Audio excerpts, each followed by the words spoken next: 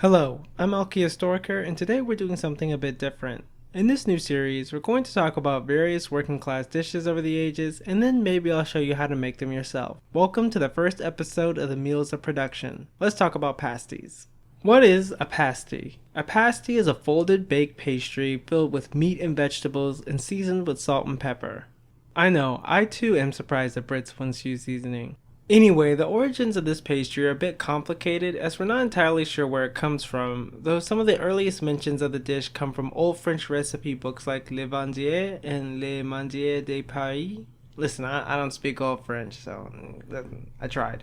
Of course, if you know anything about this pastry, you know it is mostly associated with England. Some of its earliest English mentions come from royalty such as Henry VIII and Jane Seymour, and later from the wealthy and privileged such as Archbishop of York George Neville and MP Samuel Pepys. But this channel is dedicated to working class history. So the pasty became associated with working people over the course of the 17th and 18th century thanks to Cornwall, where copper and tin miners ate pasties for lunch. People have been mining in Cornwall since the Bronze Age, but both mining and pasties peaked there in the 19th century. So why pasties? Well, they are relatively compact, portable, and require only one hand to eat, but they are also quite filling, stay warm for hours, easy to reheat with a shovel and a candle, and filled with energy, not to mention being quite delicious. Pasties can be stored in a man's pocket, bags, or collectively until it was time to eat. To tell their pasties apart, the cook would stamp the initials of the owner at the bottom. According to Edith Martin in Cornish Recipes Ancient and Modern, the proper way to eat a pasty is as follows. The true Cornish way to eat a pasty is to hold it in the hand and begin to bite it from the opposite end to the initial, so that, should any of it be uneaten, it may be consumed later by its rightful owner. And woe betide anyone who takes another man's corner. Miners drop the uneaten initial edges in the mine allegedly to avoid arsenic from their dirty fingers or to feed and satisfy the knockers, mine shaft gremlins who miners believe were responsible for collapses, much like how Thought Slime uses likes and comments to feed Grumbletum. Does that work here? Only one way to find out.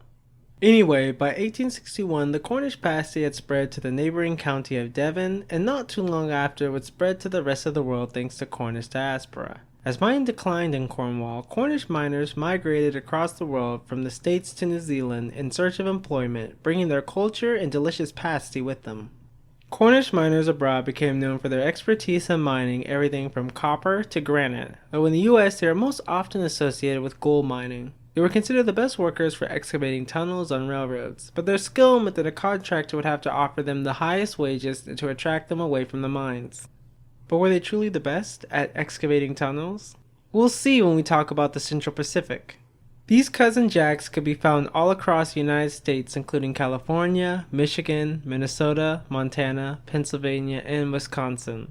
To this day, former mining communities in these states have events celebrating Cornish heritage and eating pasties. In Europe, the pasty has achieved protective status, which means there's a such thing as an authentic pasty. Anyway, that's enough history. Let's actually make one.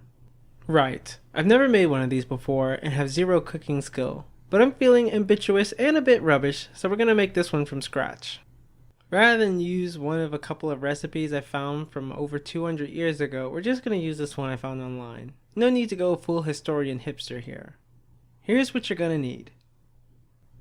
Strong bread flour, an egg, butter, lard, though this is optional, salt, pepper, beef skirt, swede or rutabaga, potatoes, and onions. Even though you won't catch me in the gold mines located not too far from my house, I like a bigger pasty, and my recipe reflects this. But you can use less flour, butter, and ingredients to make a smaller pasty. First things first, I'm going to prepare the meat and veggies.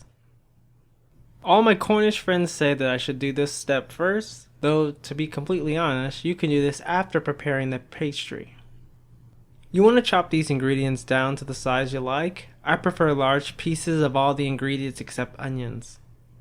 Place your beef skirt, potatoes, swede, and onions in a bowl and season the ingredients with salt and pepper.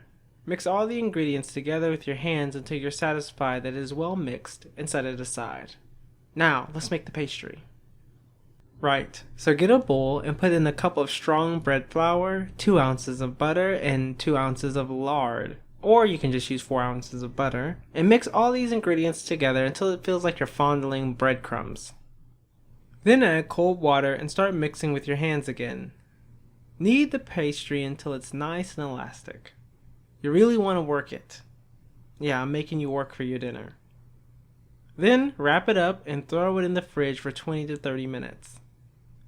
Take the pastry out of the fridge and roll it nice and flat.